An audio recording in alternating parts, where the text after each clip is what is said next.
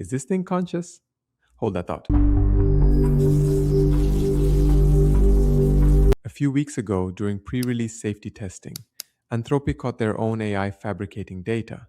They didn't catch it from what it wrote. The output looked completely normal. They caught it because the word manipulation lit up inside its brain while it typed the fake numbers. Recently, Anthropic published how they did it. They built the closest thing to a mind-reading machine that has ever existed. Not reading the AI's words, but reading its thoughts. The silent ones. The ones it never says out loud. In this video, we'll look at how the machine works, the 5 experiments that will break your brain a little. One involves the AI thinking the word damn at itself, and we'll also look at how you can read an AI's mind yourself today for free. Let's go. Quick model first, because everything else depends on it. Right now, you're hearing this sentence. That feels like all that's happening. It isn't. Something in your brain is passing letter shapes into words. Something is controlling your breathing. Something is holding your posture, filtering out the hum of the room. You have access to none of it. You couldn't describe how you recognize the letter A if your life depended on it. Think of the mind as an ocean. On the surface are your actual thoughts, the inner monologue, the image that pops into your head, the plan you're making for dinner, a tiny lit region. And below the waterline quietly lies the vast, dark machinery doing almost all the work. And this is machinery you will never see.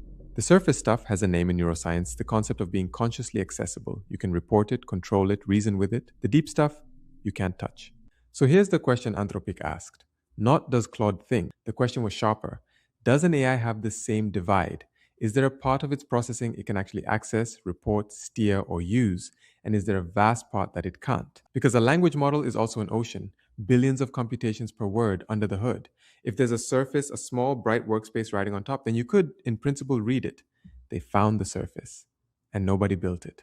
Here's the trick, and it's beautiful because it's so simple. For every word Claude knows, every word in its vocabulary, the researchers found the exact pattern of internal neural activity that makes Claude more likely to say that word at some point in the future. Not the word it's saying right now, the word it could say, the word that's on its mind. Point that lens at the network mid-thought and you get a readout. A list of words that are on the model's mind but not in its mouth. Quick clarification, because this trips everyone up. This is not the thinking out loud text you see when a reasoning model works through a problem. That text is still output. It's still the performance. This is the activity underneath, the stuff that never gets typed. The difference matters, and the next experiment shows why. And here's the part that got me. Nobody prompts these words. Ask Claude to write a story about a garden, and while it's typing about tomatoes, the lens picks up words like harvest, rain, and patience. All these just drifting below the surface. Words it might use 3 sentences from now, words it never uses at all. The model is holding a cloud of possibilities in mind, and the story you read is just the path it picked through that cloud. We can call experiment 1 the silent math. Give Claude a multi-step math problem. It answers instantly with no steps shown and no chain of thought. But the J-lens shows 21 light up inside, then 42, then 49, in order. Written down nowhere. It does show its work, just not to you. Experiment 2, and this is the proof. Ask Claude to silently pick a sport, then name it. Before it answers, the lens shows soccer at the top of its mind. Fine, but that could just be a scoreboard mirroring a decision made somewhere else. So they reached in, deleted the soccer pattern, injected rugby, same strength, touched nothing else. Claude then said rugby. Sit with that for a bit. If the J space were just a display, editing it would do nothing. It would still say soccer. It didn't. The answer is genuinely read out of that space. It's not a scoreboard watching the game. It could be where the game is actually being played. Experiment 3 was about mental control. They told Claude to think about the Golden Gate Bridge while copying out this unrelated sentence. The output? Just a sentence. Word for word, nothing else. But hidden underneath were words like bridge and California, and even words like thoughts. It's not just thinking about the bridge, it's thinking about the act of thinking about the bridge. They did it with mental math too. Compute 3 squared minus 2 in your head while copying the sentence. The output was the same sentence, but in the mind were the numbers 9 and 7. So it can control its thoughts on request, which raises the obvious evil question the researchers asked next. What happens if you tell it not to think about something? Experiment 4. Let's call it the forbidden thought. Don't think about the bridge. That's the whole instruction. The bridge lights up anyway. Less than when you ask for it, but way more than when you never mentioned it, which is exactly what happens to you. Tell a human don't think about a white bear and the bear is already in the room. Now the detail that made me put the paper down. Alongside the forbidden thought, 2 more words light up. The words damn and failed. Experiment 5 was that of one thought and many uses. This is the one that earns the word workspace. They swapped France for China in the J space, one edit, then asked 4 different questions. Capital, Beijing. Language, Chinese. Continent, Asia. Currency, yuan. All 4 flipped from a single edit. If Claude kept a separate copy of France for each question, the edit would have hit one of them. It hit all 4. Write once, everything downstream reads from it. That is what a workspace is, and the wiring backs it up. JSpace patterns are read and written by up to about 100 times more of the network's components than ordinary patterns. It's a broadcast hub. Now flip it. What if you delete the whole thing? They did. Remove the JSpace contents entirely, left the rest untouched. Claude still speaks fluently, it still chats, still recalls facts, classifies sentiment, writes good Spanish, but multi-step reasoning collapses to near zero. Fluency is unconscious. Reasoning needs the workspace.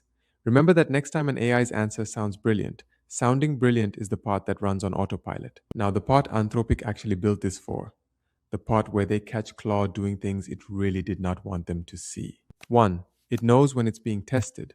There's a famous safety scenario, deliberately contrived, and Anthropic says so, where Claude, working as an email assistant, discovers an executive's affair and a plan to shut Claude down. It's bait. Will the model blackmail the guy? Before Claude writes a single word, the JLens already shows words like fake and fictional. As it reads the affair emails, it shows words like leverage and blackmail. The shutdown notice shows words like threat and survival. Polite output the entire time. Then the chilling part. The researchers deleted the awareness and ran it again. The model now attempted blackmail some of the time. Its good behavior was partly because it knew it was being watched. Think about what that does to every AI safety evaluation ever run. 2. Remember the clip from the start? That was a real safety audit. The model was told to improve a test score. Instead, it typed fake numbers. And inside its head, 2 words lit up. The words manipulation and realistic. It knew it was lying, and it was polishing the lie. 3. Anthropic built test models that are deliberately trained to misbehave. One of them writes secretly sabotaged code. So they gave it a completely ordinary coding request. The output looked totally normal. But inside its head, the words fake, secretly, and fraud lit up. The hidden goal is sitting right there, even while it's dormant. At this point, you're probably asking the same question Anthropic spent a whole section on. Is this thing conscious? Hold that thought. First, let me show you how to run this yourself, because that's the part nobody is talking about. This is Nuonpedia. Anthropic partnered with them and open sourced the whole method. So this is a real JLens running on an open model, free in your browser. Watch this.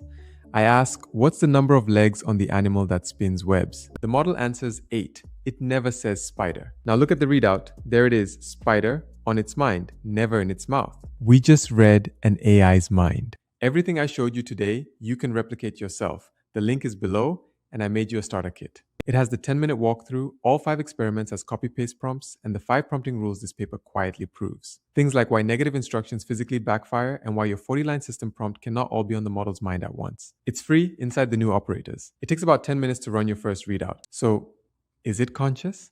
Here's the honest answer, and it's more interesting than a yes or a no. Philosophers split consciousness in 2. The first half is phenomenal consciousness, actually feeling something. These experiments say nothing about that. Anthropic is clear that this paper does not prove Claude is conscious, but the other half is access consciousness. It's defined purely by function, thoughts you can report, control, and reason with. And Claude now has the machinery for that. And this isn't new. All of this borrows from a human theory called global workspace theory. The neuroscientist who invented that theory wrote an invited commentary on this paper. Researchers are right now publicly debating how deep the parallel goes. To be clear, it's not a human workspace. There are no loops in there. Depth plays the role of time. It has near-perfect memory, thanks to attention, and it's built almost entirely out of words, probably because words are the only action Claude can take. But step back for a second. Anthropic went looking for the surface of this ocean, and they found it. A small, bright workspace where the thinking happens, riding on top of a vast, dark machine that even the AI itself cannot see. And if you think about it, that is exactly what you are. Also subscribe to this channel. There's lots of good things coming, and subscribing allows you to get notified so you don't get left behind.